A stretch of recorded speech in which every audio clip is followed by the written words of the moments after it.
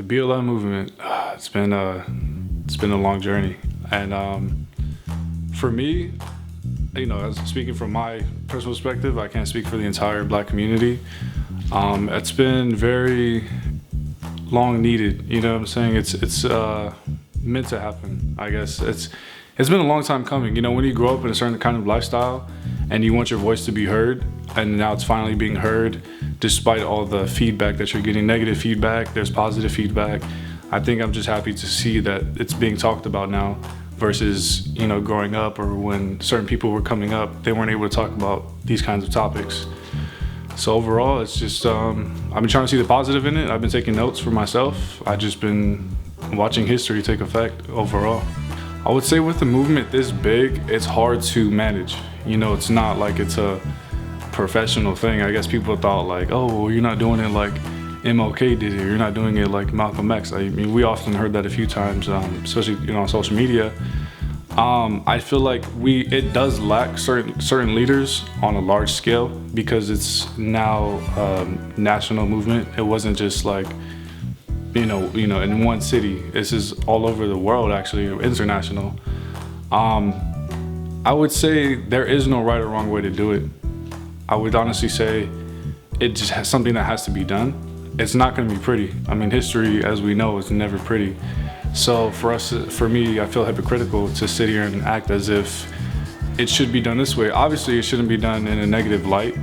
There shouldn't be, any crimes going on in lieu of, because of this movement, people are committing crimes. People are trying to get away with things that they normally wouldn't get away with, and maybe that's why they're doing it. And there's also people antagonizing from the other side who are against the movement, and as well they're, like you've seen videos of them putting bricks, and they're trying to hope that they do the wrong thing, or they're trying to sway the narrative, and that's pretty much what it is. It's taking effect, but the momentum is there.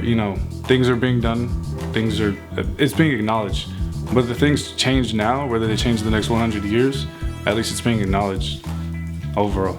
The actual core of the BLM, the people who have been doing it since 2016 and back then, they want their voices heard. They're not out there trying to, be negative about it. But the ones that are saying, we don't want to hear what you're saying because Blue Lives Matter, or saying we don't want to hear what you're saying because all lives matter. I feel like they have been programmed a certain way as well. They refuse to see what this is about, and I feel like that's not the way we should go about it. That's fine, like blue lives do matter. No one's saying that blue lives don't matter. All lives obviously matter. I mean, the only way we can get through this movement is by acknowledging each other, loving each other, helping each other. But the moment we're saying, ignoring what you're saying because I think this matters more, that's not what the message is about. The message is about unity, and we need to bring everything together. So I don't have any hate towards those people. Like I said, I don't expect everyone to get behind the movement because we all have our own minds. We all have decisions to make for ourselves. And like I said, man, it's no hate. It's because those lives do matter as well. It's not what the movement's about, but everyone's gonna take it as they want. These aren't new topics. Like what we're seeing today is new to us. I'm here today able to acknowledge it. I'm here to talk about it. I'm sure if we had the same technology we do now 50 years ago, they'd be talking about the same exact things. I mean, you hear it in songs, you have blues, you have certain, like the struggle has been there for a very long time, and it's pretty much inevitable. When you build a country the way that it was built, and then you try to coexist with people, and then you say it's a melting pot of a country, you're gonna have problems like this regardless. And I just feel like I said, it's not always gonna be pretty. As we know, history isn't pretty, so we can't sit here and be hypocritical of this moment in time not being pretty because it should be done this kind of way.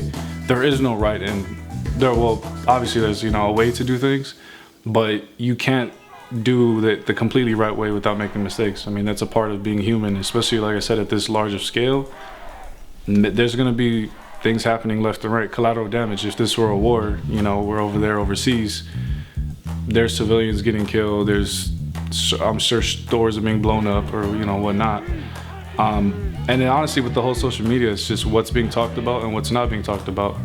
And I do feel as though people aren't trying to focus as much on the movement. They're trying to use it towards their narrative. And that's mostly what makes it disappointing. And that's also a way to sway people from the core issue. So, I mean, that's pretty much my additional comments. I do hope things will improve over time, you know. Can't sit here and say, oh, I hope for the best. Like, honestly, I do see change. There's different kinds of people that are supporting the Black Lives Matter movement versus 60 years ago. You know, it's not that long ago. There's people still alive who did not see it this way, but, you know, it's getting done.